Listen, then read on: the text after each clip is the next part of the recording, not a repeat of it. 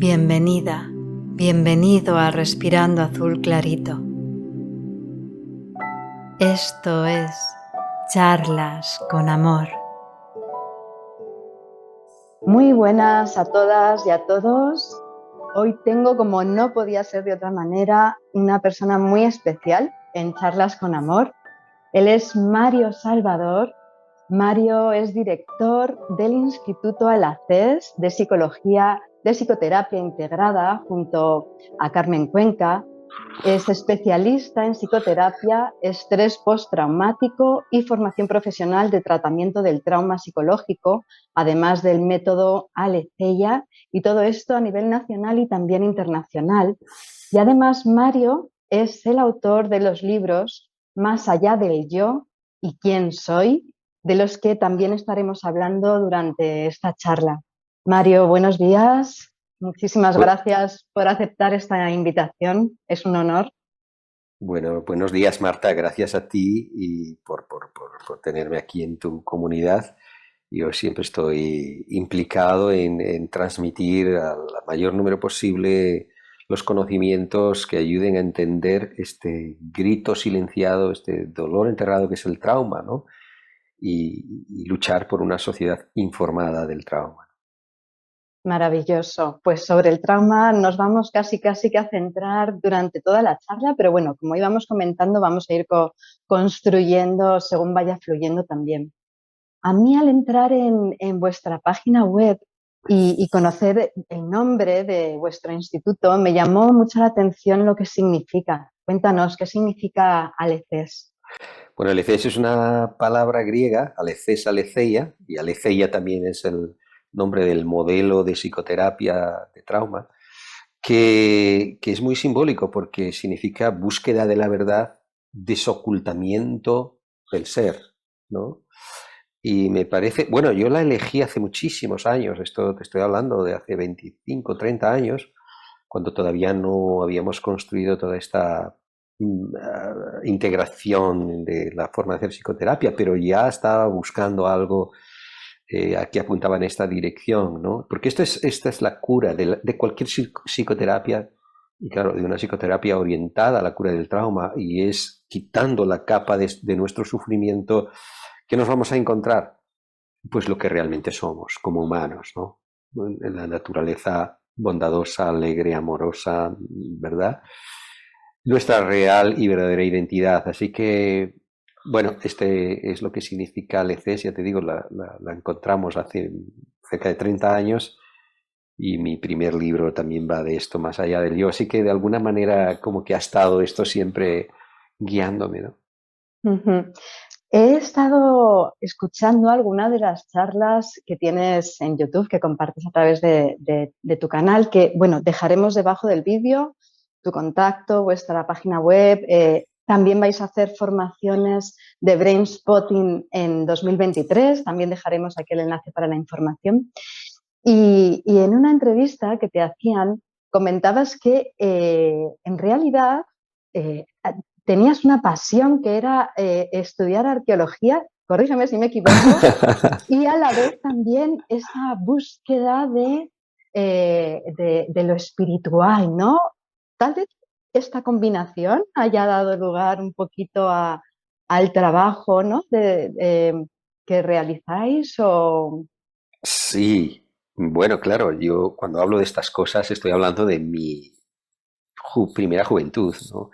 Era cuando yo estaba viviendo pues esta pasión por la arqueología que nació con un profesor de historia buenísimo que nos llevaba a hacer pues excavaciones y bueno, en aquel momento que yo no fui apoyado por mi familia, así que pues renuncié a ello. No, verdaderamente no era una cosa que tuviese muchas perspectivas. Y encontré esto que se llama psicología, ¿no? Uh-huh. Pero en aquel momento verdaderamente no tenía yo una conciencia de las conexiones. Ahora veo que efectivamente la psicoterapia es una arqueología de la mente, ¿no? Una arqueología de nuestra historia, ¿no? La arqueología, tal como la conocemos, se ocupa de la historia de la especie y la psicoterapia, la psicología se ocupa de la historia del individuo, pero no solo del individuo, también del clan familiar en el que nacemos, porque pertenecemos a este sistema. Y la búsqueda espiritual, pues sí, era algo y es algo que siempre me ha llamado desde mis años jóvenes, ¿no? Y tampoco lo veía, digo, bueno, eran como vías de crecimiento, de búsqueda en aquel momento que no encontraba la unión, ¿no? Pero hoy lo veo perfectamente integrado, ¿no? Porque verdaderamente cuando curamos nuestro dolor, cuando sanamos las heridas de nuestro yo egoico, pues lo que aparece es una dimensión de nuestro sentido del ser más allá de la experiencia, más allá de nuestras heridas, ¿verdad? Que es lo que realmente somos, y esto apunta pues a esta dimensión espiritual que todos tenemos, ¿no? Como yo digo, bueno, ¿por qué he denominado mi primer libro Más allá del yo? Porque si yo digo, bueno, yo soy Mario, yo soy psicólogo, soy psicoterapeuta, o soy gallego, o soy lo que sea, yo me estoy identificando con un montón de aspectos experienciales, ¿no? Pero ahora me preguntaría, bueno, si me cambio el nombre, si dejo de ejercer mi profesión, ¿significa que ya no soy? Pues la respuesta es que no, ¿no? Es que sigo siendo. Así que, más allá del nombre con el que me he identificado, o con el que nos hemos identificado todos, pues tenemos una dimensión del ser, ¿no? Esta dimensión del ser, que es un estado de conciencia, es donde reside la capacidad de autocuración de nuestro sistema, de nuestro cerebro, ¿no? Nuestro cerebro, nuestro cuerpo está preparado para curarse a sí mismo. Lo que tenemos que hacer, y lo que hacemos en una psicoterapia profunda, es crear o ayudar a recrear de nuevo las condiciones para que nuestro organismo, nuestro cerebro, en lugar de estar en el modo de supervivencia, pueda colocarse en el modo de autocuración. Muy bien, qué bonito mantener la esencia, ¿verdad? Y finalmente llevar, que la vida nos va llevando, pero es que es imposible no mantenernos unidos si es que lo hacemos desde la elección, ¿no? A esa esencia primera que sale. Y qué importante lo de ir más allá del yo, efectivamente. Y Mario, todos sabemos o tenemos una ligera noción de qué es el trauma, podemos sentir que hemos vivido procesos traumáticos, pero exactamente qué es el trauma a nivel del campo de la psicología, qué lo caracteriza. Bueno, la palabra trauma viene también del griego, que significa ruptura, ¿verdad? En nuestra cultura occidental la asociamos más con las rupturas de huesos o traumatismos, pero hay un trauma emocional, ¿no? Vamos a decirlo, trauma implica habernos enfrentado a una amenaza para nuestra vida, para nuestra supervivencia, y una experiencia que ha implicado una amenaza que no ha sido curada, que no ha sido procesada, que se ha quedado como enquistada, congelada, cristalizada en nuestra neurobiología.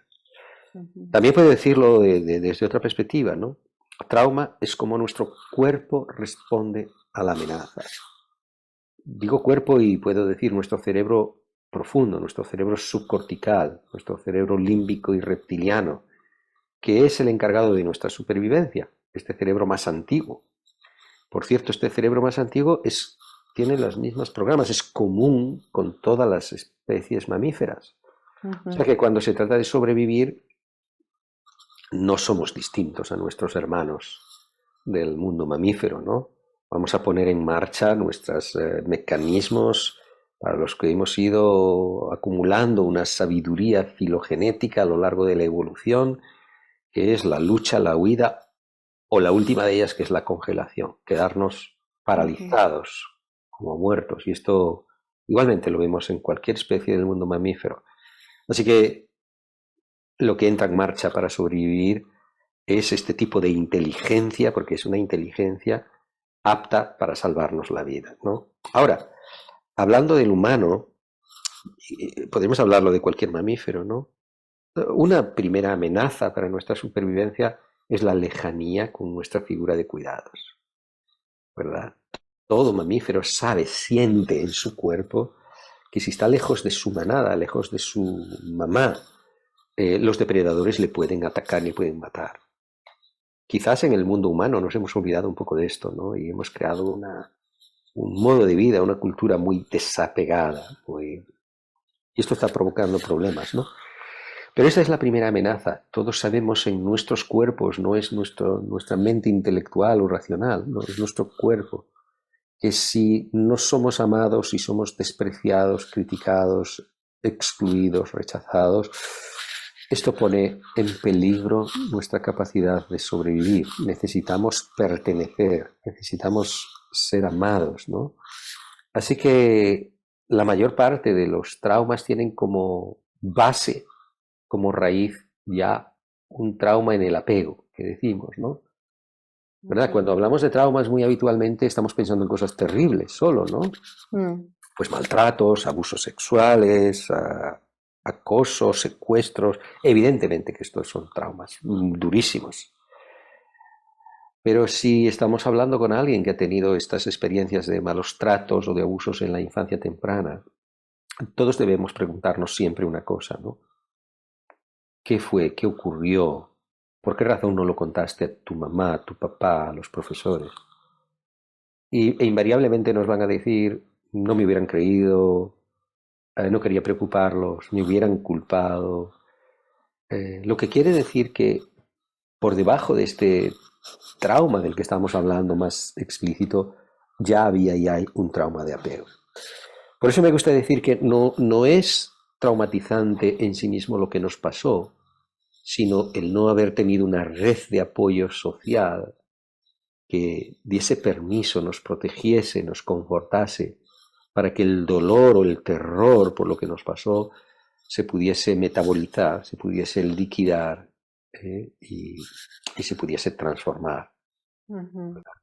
Incluso, Mario, a veces estos traumas pueden ser tan fuertes que el cerebro tiende a enmascararlos, a ocultarlos, ¿no? Cuando no se puede soportar el dolor a nivel emocional, ocurre esto, ¿verdad? Que uno no llegue a ser consciente.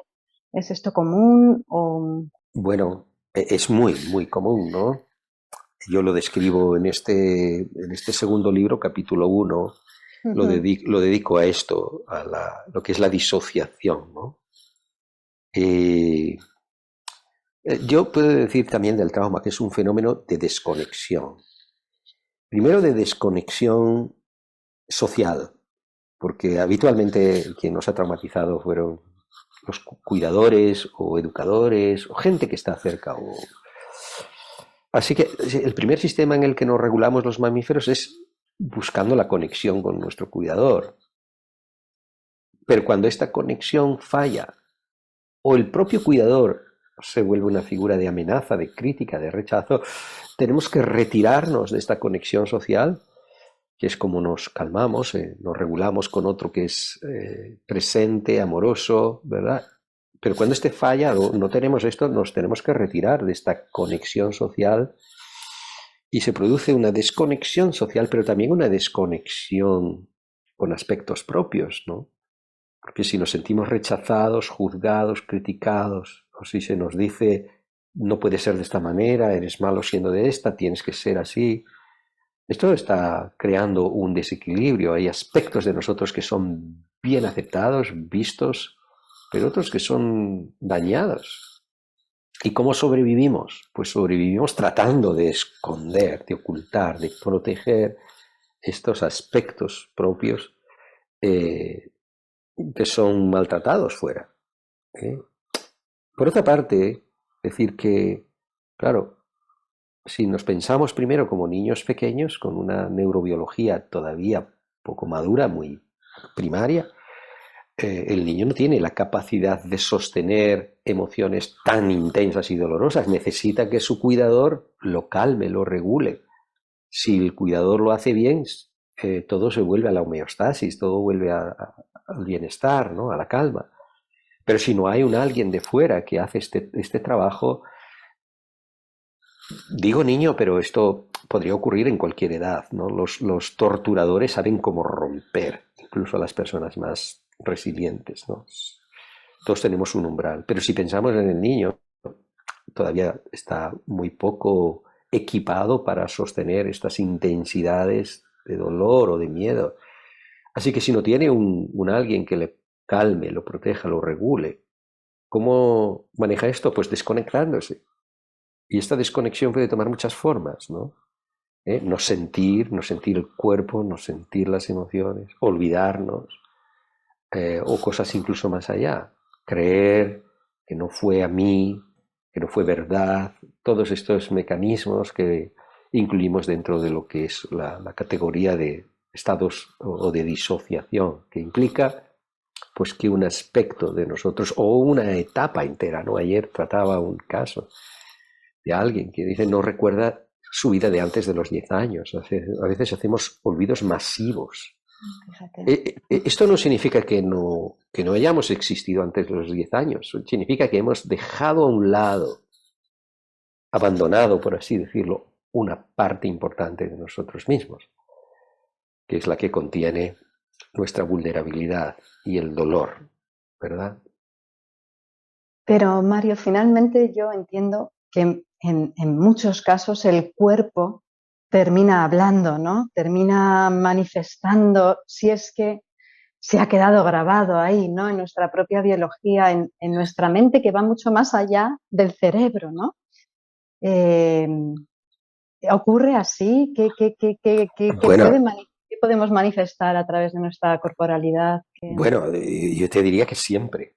Siempre. El cuerpo es la caja negra, como la caja negra de los aviones, que lleva registrada absolutamente toda nuestra historia, incluida la vida prenatal, incluida, y te diría incluida, la vida transgeneracional. Pues nuestra identidad no comienza, nuestra identidad psicológica no comienza en nosotros, somos una continuación de la historia de nuestro linaje, ¿no? Y yo digo, mira, la disociación de la que hemos estado hablando en la pregunta anterior, perfecta, es solo posible una vez en nuestras vidas, cuando nos morimos.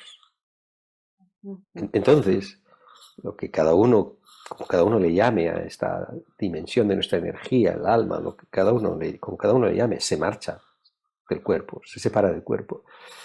El resto del tiempo no es perfecta, hace lo que puede. Ahora, de lo que no podemos separarnos nunca hasta ese momento es de nuestro cuerpo. Así que podemos hacer estas cosas, estos mecanismos de engañar nuestro cerebro, como una anestesia, ¿no? La anestesia engaña a nuestro cerebro, dice, bueno, mi cuerpo está herido, pero yo no me entero, no duele. Pero claro, las anestesias tienen un efecto temporal. Cuando se diluyen, el dolor que está en el cuerpo vuelve a hablar, vuelve a venir. Pues el dolor emocional lo mismo, está almacenado en nuestros cuerpos, ¿no? Y va a buscar cómo hablar. Puede hablar en sensaciones físicas, angustias, dolor en el pecho, de cualquier manera. O si no le dejamos ni hablar en esto, pues va a hablar en enfermedades físicas.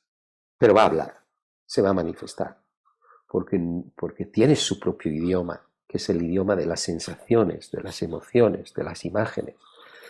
Así que la cura del trauma tiene que inevitablemente acceder a esa historia que está grabada en nuestra corporalidad, para luego invitarla a hablar desde abajo arriba, en ese idioma de las sensaciones, emociones, imágenes, y ser escuchado, ser acogido, ¿no? Porque nuestra experiencia es nuestra, como decía Pierre Janet, ayudar a nuestros pacientes a apropiarse de sus experiencias. Si no nos apropiamos de ellas, no desaparecen, las salpicamos sobre otros. Y esto es otra condición del trauma. Si no lo curamos, vamos a hacer daño a otros con ello. Lo vamos a transmitir. Así que bueno, lo mejor que podemos hacer en nuestras vidas es ocuparnos de nosotros mismos y curarnos, ¿no? No hemos creado esta cultura, pero así nos va, ¿no? Pero bueno, tenemos que ayudar al cuerpo, acceder al cuerpo y después dejarle hablar de abajo arriba, en su idioma original y ser escuchado. Qué importante esa autoescucha de la que, como muy bien dices, pues carecemos, ¿no? en esta sociedad. Ya poquito a poco se va introduciendo en los colegios, vamos tomando un poquito más de sensibilidad con respecto a tratar a nuestro cuerpo como un templo sagrado que es, ¿verdad? Y como bien decías antes, a nivel filogenético, esa evolución, esa selección natural, ¿no? Esa sabiduría que por naturaleza ya poseemos, ¿no? Esa inteligencia que ya existe, subyace en nosotros sin darnos cuenta, ¿no? Le quitamos la importancia o no somos bueno, sí que lo sabemos a nivel inconsciente, aunque no consciente, ¿no? Que somos poseedores de esa sabiduría y que tenemos esa capacidad de autoescucha y muchas veces necesitamos pues que nos lleven de la mano, ¿no? Esa guía. Mario, hay una técnica que me llama mucho la atención, que utilizáis para tratar el trauma, corrígeme si me equivoco, que es el brain spotting. Y pues háblanos un poquito de eso, en qué consiste, tiene que ver con el MDR, cuéntame. Bueno, lo único que tiene que ver con el MDR es que su descubridor, David Grant, en aquella época, estamos hablando del año 2003, estaba trabajando él con MDR, que es trabajar con los movimientos oculares, y él lo estaba haciendo de una manera muy, muy lenta. Y en un momento de estos vio que su paciente empezaban a vibrar, a temblar sus globos oculares, y decidió pararse aquí y sostener la posición ocular fija. Y el proceso empezó a venir una larga historia de contenido emocional, de traumas que ya habían sido trabajados con el MDR anteriormente. Así que brain spotting, podemos decir, es donde miras afecta lo que sientes. El descubrimiento de David Grant entonces es que podemos escanear nuestro campo visual para encontrar una red neurológica que alberga experiencia. Esa experiencia puede ser dolorosa, como es el caso de los traumas, pero cualquier experiencia también podemos acceder a experiencia positiva de recursos, incluso experiencia espiritual. Esta es un poco el arte de trabajar con brain spotting, sobre qué, o sea, a través de la posición ocular. La posición ocular es una vía de acceso a nuestra experiencia mapeada en el cerebro y experimentada en nuestros cuerpos. Así que lo que hacemos con brain spotting es ayudar a la persona a activar su experiencia, ayudarle a ver cómo y dónde la siente en el cuerpo. Lo estoy resumiendo mucho porque no es aquí el tema, pero y luego normalmente ayudamos con un puntero como este, porque lo de los dedos mantenidos mucho tiempo es cansada, para ir escaneando dónde los sientes mejor, aquí, o los sientes mejor aquí, o aquí, o aquí, o aquí. Y bueno, cada uno de vosotros que escucháis podríais experimentarlo. Si estáis sintiendo algo que está activo, y ahora os dejáis mirar a la izquierda o al frente o a la derecha, vais a notar cosas distintas. Este es el descubrimiento. Esto es muy específico. A partir de aquí, de localizar la posición ocular, también usamos este eje Y, todo el campo visual. A partir de localizar la posición ocular donde yo siento mejor, más esto, lo que vamos a invitar es un proceso de mindfulness muy enfocado. Simplemente quedarnos en esta dimensión de la mente observadora, con curiosidad y con cariño, para acoger la experiencia que quiera venir. Y este es el proceso, dar espacio y tiempo para que las experiencias vengan desde el cuerpo como quieran venir y se produce un proceso de profundísima y transformadora sanación. Claro que requiere que el terapeuta que lo está usando esté informado del trauma. El spotting no es una formación de trauma, es una técnica informada del trauma. Terapeuta que sabe, y por esto también enseñamos en la formación del modelo LCIA cómo ver, identificar y tratar el trauma.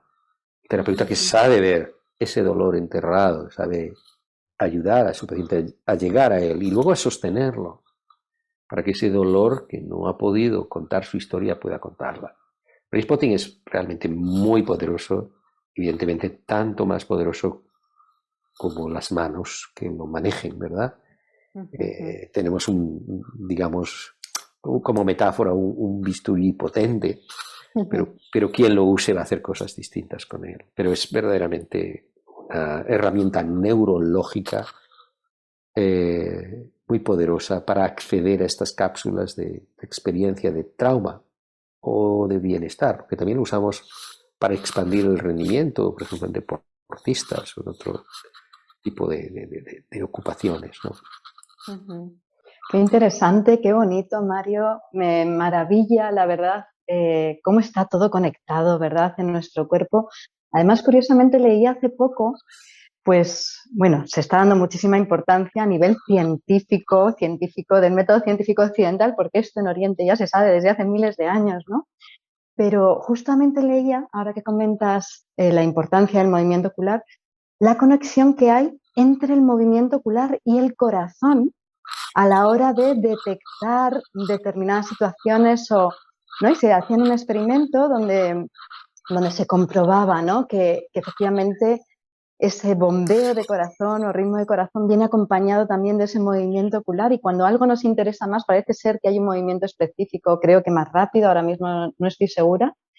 Y luego también enlazarlo un poco con lo de los ojos, son el espejo del alma, ¿no? Qué de sabiduría ahí que nos viene pues desde hace ya muchos años en realidad, ¿no? Y qué maravilla el poder utilizarlo hoy en día con ese conocimiento mucho más ampliado que se tiene. Uh-huh. Sí, todo está conectado, como bien has dicho, no puede ser de otra manera, ¿no? Eh, Nosotros en este mundo, nuestro mundo occidental, hemos creado más, y desde Descartes esto fue más intenso, ¿no? Esta separación de mente y cuerpo, no, esto es una cosa loca, ¿no? Porque ahora afortunadamente tenemos tantos neurocientíficos como por ejemplo Antonio Damasio, ¿no?, que nos está diciendo que todo lo contrario, ¿no?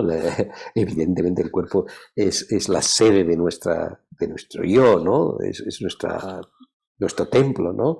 Y el cerebro fue evolucionando a lo largo de la historia para gestionar un mundo biológico muy complejo. Está al servicio y mapea las realidades que pasan en nuestro cuerpo. Todo lo que pasa en nuestro cuerpo es mapeado en el cerebro, ¿no? Y bueno, hoy afortunadamente la neurociencia lo está defendiendo, explicando. Escuchaba esto mismo que acabas de decir a mi amiga Nazaret Castellanos, del corazón Justo, y los ojos. justo, ahí. Eh, Esa es la fuente. sí, sí, sí. De hecho le pedí, digo, pásame la referencia. Todavía no me la ha pasado, pero bueno, hay mucha literatura que relaciona, por ejemplo, los ojos, y sabemos, por ejemplo, que cuando hemos vivido una amenaza, por ejemplo, por un área del campo visual, nos han atacado, cuando los ojos vuelven ahí, recuerdan también, ¿no? O sea que hay muchísima información, y la hipótesis de los ojos acceden al colículo superior en el cerebro medio que procesa las imágenes, las sensaciones corporales. Bueno, esto es demasiado complejo para aquí, pero la idea es esta. Todo, absolutamente todo está interconectado. No hay nada arbitrario en nuestra biología, ¿no? Sí, como nombrabas Antonio Damasio también, y que comentabas antes la importancia que le da a nuestra propia homeostasis y cómo se encarga, ¿no?, de nuestro organismo de intentar mantenerla, pues antes de que fuésemos seres humanos, ¿no?, desde las células, desde los primeros seres vivos. Así es, así es. ¿Cómo no iba a funcionar y ser efectivo después de tantos miles de millones de años, ¿no? Es Sí. impresionante. Mario, ¿por qué el trauma? ¿Por qué elegir el trauma como tema de trabajo? ¿Qué, qué os llamó la atención? Es desde luego importantísimo y estamos todos agradecidísimos de que realicéis esta labor, ¿no? ¿Pero hubo algún detonante? Bueno, y yo siempre me he definido como un buscador, desde jovencito, ¿no? Siempre, y desde que elegí la psicología y como sustituto de la arqueología, pues lo de buscador estaba ya aquí, ¿no? También mi dimensión y mi búsqueda espiritual. Y siempre he luchado por entender qué pasa en el otro y qué está promoviendo la disfuncionalidad, las dificultades con las que se está enfrentando, ¿no? Ha sido un trabajo de búsqueda largo, ¿no? Así que allá por el año 2000 encontré estas cosas de cómo la neurociencia nos estaba informando a los terapeutas de tantas cosas que pasaban en el sistema nervioso, cómo las experiencias moldean, determinan la maduración de nuestra arquitectura cerebral y de nuestro sistema nervioso. Y realmente esto me abrió una puerta nueva de a partir de aquí y digo, bueno, esto me lo tengo que saber, ¿no? Y me dediqué pues a estudiar, a investigar, a leer, de todo lo que podía, ¿no? Ujú. También de todo la contribución de la construcción del apego, porque claro, maduramos en función de la calidad de las experiencias que tenemos, las experiencias relacionales, Ujú. primordialmente.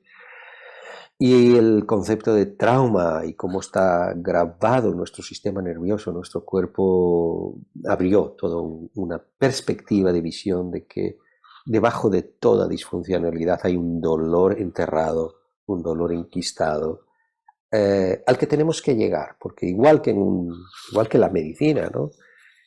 Si queremos dar cura a algo que está, un órgano que está enfermo, tenemos que llegar a él, ¿verdad? Y amablemente, siempre digo Ujú. amablemente, y cuidadosamente para intervenir y curar. Si hay pus, tenemos que abrirlo para que ese pus salga.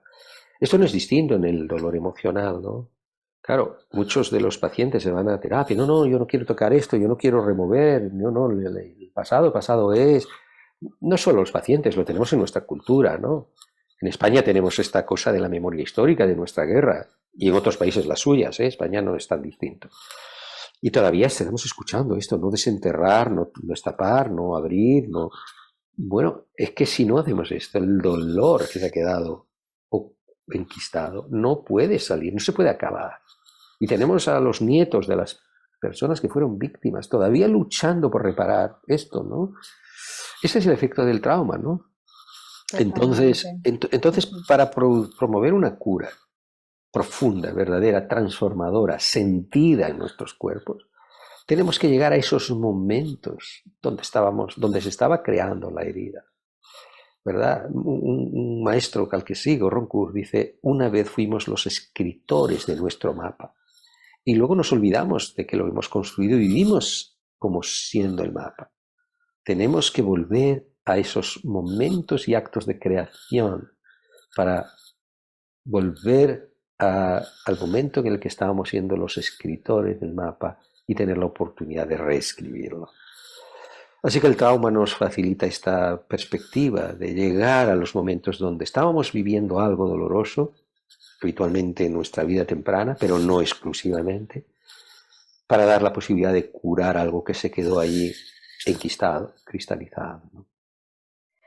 Qué importante esto, lo de nuestro caso, ¿no? O en el caso de otros países, de guerras, de traumas que vienen de generaciones atrás y cómo la epigenética, eh, cómo todo nuestro entorno, ¿no? El ambiente influye en nuestros genes realmente y no es porque hayamos heredado mágicamente y se nos haya traspasado de manera oral. No, no, no, está grabado en nuestros genes, ¿no? Todas esas experiencias traumáticas y claro, lo observamos, pues como muy bien decías, ¿no? Aquí en España con el tema de esa lucha que todavía continúa. ¿Cómo hacemos para...? Porque nos da miedo, ¿no? Mirar al dolor. Sí, nos da miedo. ¿Por qué nos da miedo? Esta es la pregunta, ¿no? Porque normalmente ese dolor tiene recuerdos, es un recuerdo. El dolor nos da miedo, pero el dolor en realidad simplemente nos informa de que algo nos hizo daño, ¿no? ¿Sí? Y tiene recuerdos. Y son recuerdos normalmente de haber estado solos en ese dolor. O quizás no es tan acertado decir que estábamos solos. Estábamos con alguien que nos estaba haciendo el daño, pero Ujú. nadie que nos protegiese, que nos ayudase, ¿no? Y por eso tuvimos que hacer estas cosas, estos mecanismos de desconectarnos del dolor, porque no había nadie. Y yo digo siempre a mis estudiantes, a mis alumnos, eh, nos regulamos en el sistema nervioso de otro. Así que si ofrecéis conexión, para que la persona restablezca esta conexión social, puede enfrentarse al dolor y sostener el dolor, porque no está solo, no es que lo sostenga él solo, se está sosteniendo en esta relación nueva, ¿no? Entonces nos da miedo enfrentarnos al dolor porque nos trae esos recuerdos de haber estado o solos ignorados, descuidados o con alguien que nos estaba haciendo daño y no había nadie que nos protegió. Y por eso tenemos que construir y ayudar a construir a esta, vamos a decirlo así, aunque no es tan acertado, nuestra mente actual, nuestra mente consciente, de que hoy estamos en un lugar nuevo, en una relación nueva, que esta vez es segura, debe ser segura. La primera responsabilidad de quien haga de terapeuta es crear la seguridad y ayudar a restablecer la conexión. Porque esta es la condición previa, la condición requerida para que el cerebro pueda dejar de ocuparse de percibir el exterior como algo peligroso, el propio terapeuta como alguien que me va a dejar criticar, para poder ir adentro y quedarse dentro y conectar con esa experiencia de la que hemos huido antes, porque esa experiencia nos está esperando, nos está buscando para contarnos algo que hemos vivido y que nunca nos pudo contar hasta ahora porque faltaban estas condiciones, ¿no? Entonces, otra vez, podemos hacerlo y debemos hacerlo, pero generalmente acompañados, bien acompañados. Y entonces, bueno, podremos ir a él, podremos ir a nuestros infiernos, a nuestros subterráneos y a buscar este Mario niño, este Mario de otra etapa, en que se quedó solo con su dolor, con su miedo y todavía tiene pendiente de soltarlo de nuestro cuerpo, de liberarlo. Qué potente el liberarse, ¿verdad? El soltar el mochilón y no solo soltar, sino que cuando lo revives hay una transformación de la emoción, ¿no? O sea, se vive desde otro lugar, como dices tú, desde la seguridad, desde la amabilidad, qué importante. Y no solo eso en terapia, sino pues el ir tomando conciencia entre todos de nuestro nivel de humanidad, ¿no? El saber que nos vamos a encontrar con personas que en un principio nos pueden chocar, nos pueden parecer pues desagradables y abrir un poquito las miras, ¿no? Y saber que esa persona tal vez lleva un bagaje pues traumático, ¿no? En su vida y de hecho pues su comportamiento es debido a eso y no a otras cosas, ¿no? No a una mala intención por naturaleza, ¿no? En general. Bueno, Mario, dime. No, estaba diciendo que por esto es tan importante estos programas que tú y otras personas hacéis, ¿no? Para llevar este conocimiento, hacerlo extensivo, ¿no? Tener una sociedad informada del trauma y de qué lo genera, ¿no? Y ir también ayudando a desarrollar una perspectiva, una manera de mirar más comprensiva, más amable, ¿no? Porque tenemos una mente muy entrenada en el juicio y en la categorización, ¿no? Nos gusta, hemos desarrollado esta especie de mente pseudocientífica de clasificar todo, ¿no? Y de ponerle nombres y etiquetas y muchas veces, aunque esto tiene su utilidad, por supuesto que sí, pero otras veces es simplemente dañino, ¿no? Y lo que hace es, en lugar de abrir las puertas para que la experiencia, ¿qué es la experiencia? No hay nada ni malo ni bueno, puede ser doloroso, no, esto sí, pero es experiencia que está esperando salir a la luz, curarse, transformarse, ¿no? Pero claro, requiere la condición esta de que alguien la espere, sea testigo, la acoja con una actitud de una aceptación radical y de compasión. Porque lo otro ya nos lo conocemos. Encontrarnos con la negación, en la crítica, el juicio, esto de ahí venimos, ¿no? Así que si queremos realmente construir ambientes reparadores, curativos, tenemos que crear estas condiciones de seguridad, amabilidad y aceptación radical. Mario, para las personas que nos estén viendo y escuchando, ¿existe alguna manera que nos puedas recomendar de autoevaluarnos en un primer lugar? Aunque, por supuesto, si podemos acceder a un proceso guiado, ¿no? Y acompañado, como decías, desde la amabilidad, pues finalmente, qué mejor que un experto, ¿no? Que con amabilidad te lleve de la mano, ¿no? Y te acompañe. Pero ¿existe un previo de autoevaluación? ¿Podemos detectar? Sí, lo existe, ¿no? Yo lo digo, bueno, esto lo escribiré en mi próximo libro, pero el primer libro que hemos de leer es el libro de nuestras relaciones. Y el capítulo de entrada es el capítulo de cómo nos relacionamos hoy en nuestras relaciones íntimas y no tan íntimas. Porque mira, nuestro sistema nervioso tiene acumulado, empieza a responder al entorno desde el principio de nuestras vidas, incluyendo la vida prenatal, ya lo dije. Así que cuando llega a una relación, ahora, bueno, los años que tenga uno, 40, 50, 60, no viene como tabula rasa, no, trae toda la historia de lo que ha pasado en las relaciones pasadas y va a ponerse en marcha muy pronto. Va a percibir si mi compañero afectivo o mi compañera tiene programas. Me abro, no me abro, me confío, no me confío, me va a dejar, me domina, me quiere dominar, me quiere engullir. Bueno, un montón de percepciones, ¿no? Que cada uno tenemos las nuestras, dependiendo de la historia de la que venimos. Así que el primer libro son nuestras relaciones. Cómo nos relacionamos con nuestros compañeros, amigos, pareja, hijos. ¿Verdad? No venimos, cada uno tenemos una serie de programas. Pues a los hijos hay que cogerlos, no cogerlos. Decirles esto, lo otro, permitirles. Ahí tenemos la forma de autoevaluarnos, ¿no? No solemos hacerlo y vamos viviendo la vida en piloto automático y alguien nos toca una tecla y reacciona a esto y otra y reacciona a aquello. Y podemos vivirla y vivimos la vida en este red por defecto que llaman los neurocientíficos, ¿no? Podemos, y la mayor parte del tiempo lo estamos viviendo así, y la mayor parte de la cultura también. Pero si queremos transformarnos, tenemos que empezar a hacer este acto de reflexión. Preguntarnos, bueno, ¿qué me pasa? ¿Qué ocurre en mí cuando alguien me mira, me dice, me toca, lo que sea? Porque soy yo. Todo mi cuerpo, todo y yo soy un órgano de percepción y percibo la realidad y los actos, los hechos del otro de una manera que es distinta a la de al lado, ¿no? Así que esta es nuestra vía de entrada a esta autoevaluación. Dejar de culpar al mundo, a los demás y de mirar, bueno, ¿qué pasa en mí? ¿Qué despierta en mí? ¿Verdad? Este es el primer libro y lo tenemos aquí, delante.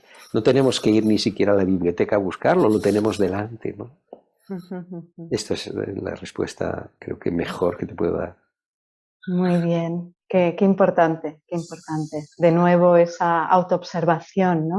Sí.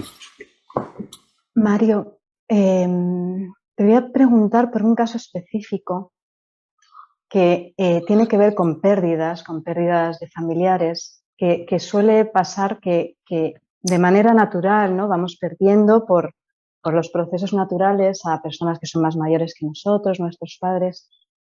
Cuando la vida nos sorprende con la pérdida de un hijo, que es una de las cosas más dolorosas, ¿no? Que nos puede llegar a ocurrir,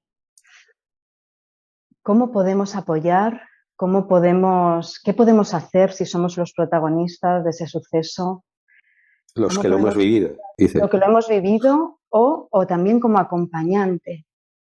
Bueno, claro, has puesto quizás el ejemplo más duro que nos puede pasar, ¿verdad? Porque perder un hijo, creo yo, no sé si podemos hacer un catálogo de esto, de lo más devastador, ¿no? Hay cosas realmente horribles que muchas personas han vivido, desafortunadamente, y perder a un hijo es una de estas cosas devastadoras, ¿no?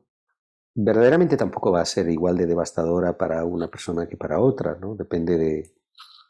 Siempre depende de nuestra historia previa, ¿no? Lo que yo puedo decir es que el duelo es una experiencia natural ante la pérdida de un ser querido, ¿no?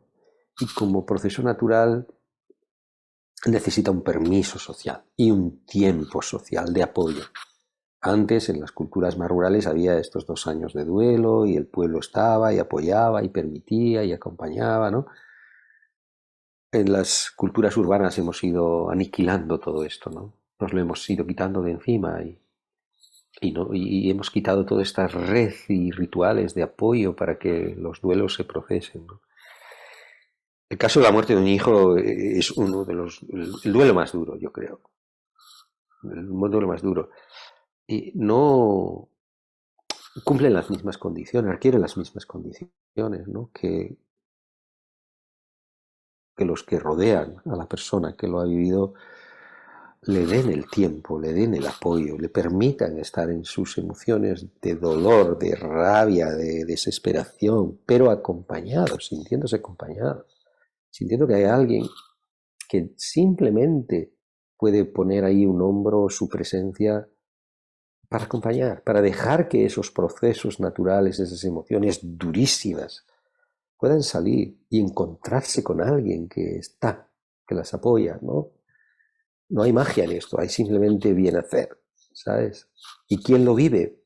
Yo qué diría, pedir ayuda, dejarse ayudar. Lo peor que se puede hacer es aislarse, meterse en casa, vivirlo solo.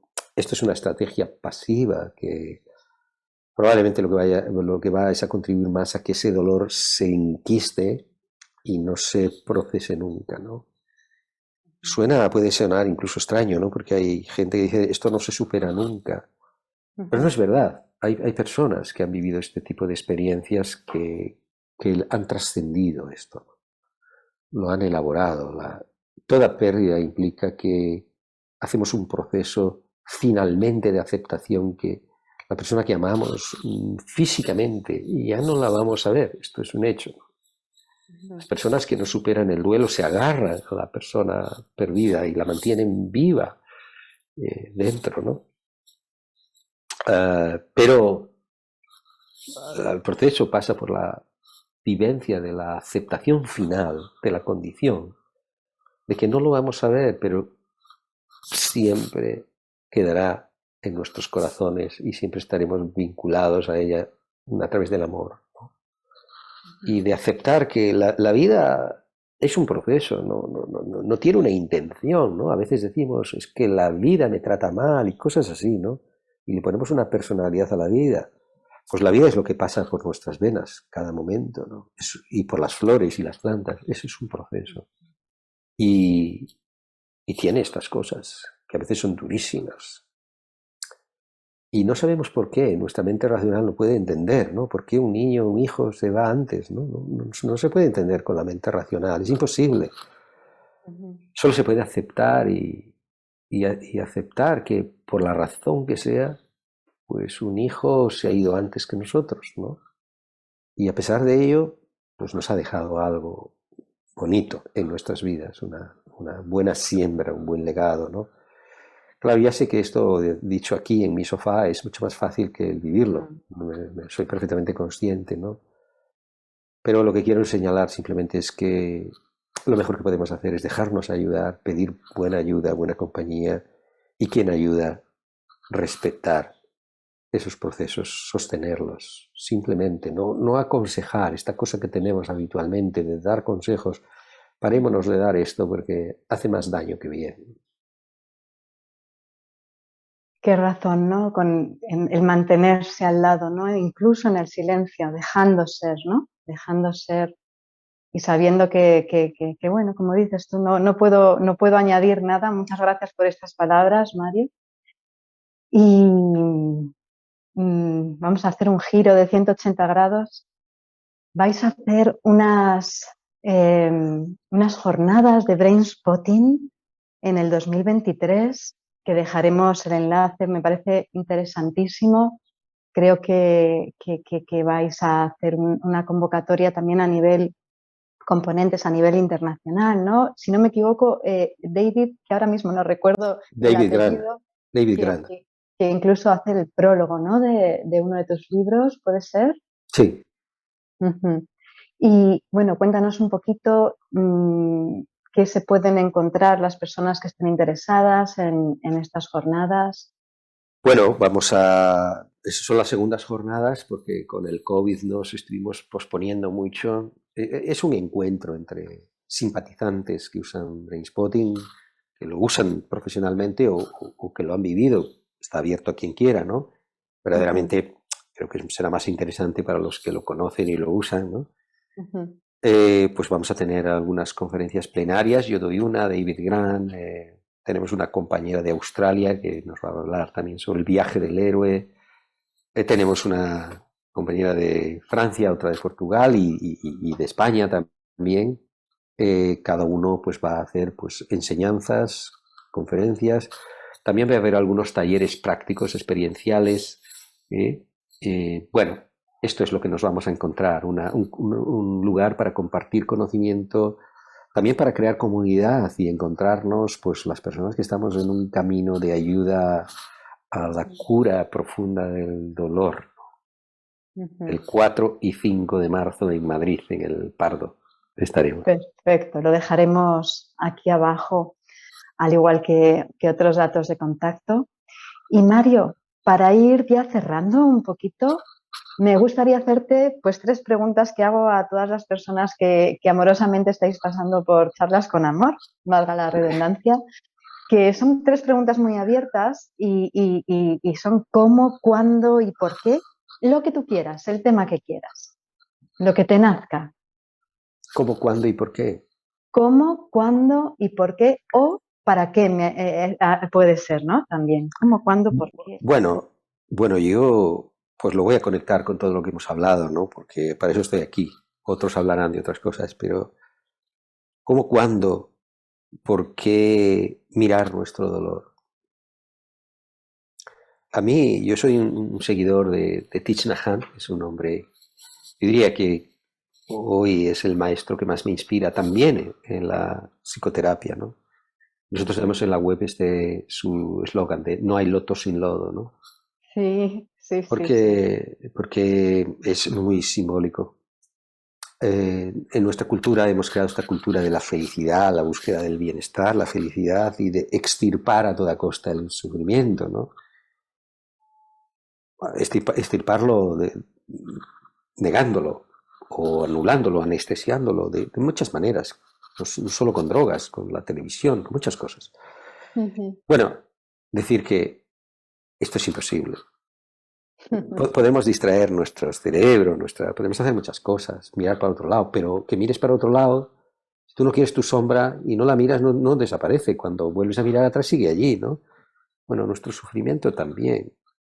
Entonces, hemos construido esa cultura, solo queremos el loto. Pero la metáfora es, no tendríamos loto si no aceptamos el lodo que está debajo y del cual emerge, ¿verdad? Así que me gusta mucho este eslogan porque es mirando nuestro sufrimiento, nuestra sombra, nuestro dolor, aparecerá una dimensión más profunda de quién somos y de la vida. Esto es el porqué. Cuando, cómo, quizá también responde al cómo en parte, ¿no? Mirándolo con amor, abrazándolo, pues, diciéndole, ven, te estoy esperando, ¿no? Una vez más, lo digo de manera muy simple porque no es el sitio, pero esto requiere toda una manera de hacerlo. ¿Cuándo? Pues cuanto antes, ¿sabes? Porque el rumbo social que estamos llevando yo creo que es realmente alarmante, ¿no? Estamos viendo más índices de suicidios, más consumo de psicofármacos, más violencia, más dificultades, más depresiones. Necesitamos fármacos para calmarnos, para dormir, para estar bien, para drogas, para sentirnos en éxtasis. Tomando de fuera opioides que podemos fabricar dentro en las experiencias de conexión humana, ¿no? Entonces el cuándo es ya, no hay mejor momento que el de ahora mismo, ¿no? Nos haremos bien a nosotros mismos, haremos bien a los de nuestro alrededor, dejaremos un legado en los que vengan después. El cuándo es cuanto antes, ahora, mejor que mañana, ¿no? Estas son mis respuestas. Muchísimas gracias, Mario. Un lujazo. Muchísimas gracias por estar aquí y compartir. Estoy segura de que tus palabras van a ser de gran ayuda y guía para un montón de gente que vea y escuche este vídeo. Y te deseo muchísimo éxito, que seguro que está siendo ya con los 2 libros maravillosos. Dejaremos también los nombres por si alguien está interesado y también el acceso, ¿no? A poder adquirirlos y profundizar un poquito más en estos temas de los que eres un gran y amoroso experto. Y gracias de nuevo, Mario. Gracias a ti, Marta, por todo lo que estás haciendo cuando me invitaste estuve muy pronto a aceptarlo, ¿no? Porque, ya digo, una de mis contribuciones en esta etapa de mi vida es hacer todo lo posible para promover una sociedad informada y sensible al trauma y que demos salida, voz a todo este dolor enterrado por generaciones. Así que enhorabuena y gracias.